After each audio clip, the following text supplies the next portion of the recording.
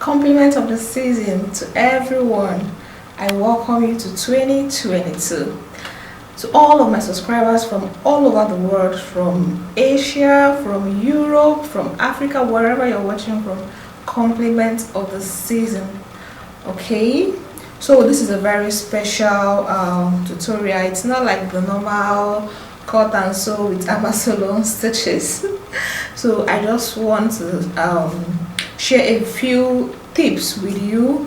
Whether you're pregnant, you don't need to be pregnant to even watch this video, because you can watch on behalf of someone else, your auntie, your sister, your friend that is pregnant, that is a fashion designer, and she might be thinking, how do I cope as a fashion designer with my pregnancy and all of that. So this video is for everyone, you know, who has a fashion designer around them. Okay, so I'm just going to be sharing a few tips with you on how I have been able to cope, on how I've been able to manage with my YouTube channel and all of that.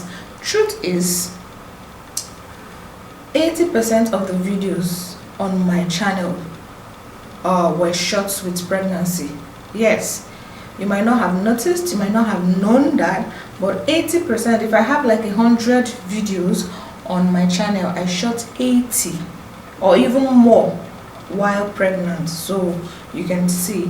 But before we go into the I wanted to say tutorial, before I go on, I will want to make a disclaimer. All right, so disclaimer, whatever I'm about to say in this video, whatever information, whatever tips and tricks I'm going to share with you on this video, okay, it is not a medical advice. All right, I'm not a medical doctor of any sort.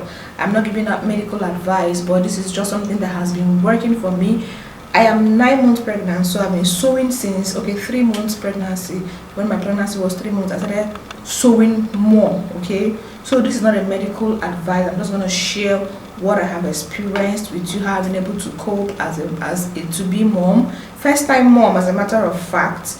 So it's not a medical advice. So if you have any medical issue, you're pregnant, I would advise you seek your doctor's advice. You go to the hospital, they get you tested, they run tests and see if you're okay to use the manual machine, because the manual machine is very stressful on a very normal day. Like, even if you're not pregnant, on a very normal, it's very stressful to use, you know, how much more a pregnant woman. So contact your doctor, go to the hospital, see whoever you need to see, your medical practitioners.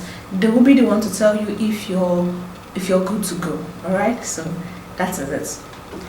Okay, so there are a few things I want to share with you. If you're pregnant and you still want to maintain your job as a tailor, as a doer, yeah. So first of all, you need your sewing machine, of course. Yeah, you need your sewing machine. Of course, you can sew with the sewing machine. And I'm going to be focusing this tutorial, this tips on basically people who want to sew using the manual machine. As you can see, I'm using the manual machine. I have the industrial machine, but I enjoy using the manual machine.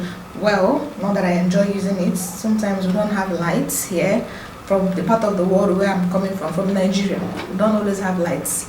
So I use this, my manual machine. It's a lifesaver. Even without light, you can use it. So you need your manual machine. If you have a tabletop, fine.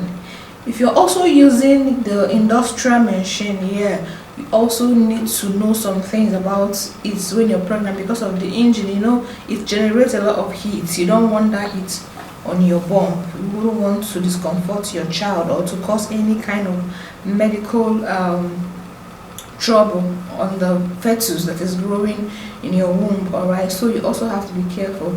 So you need a machine, and then you need a comfortable chair like the one I'm sitting on. You need an ergonomic chair like this. You need something comfortable, really comfortable.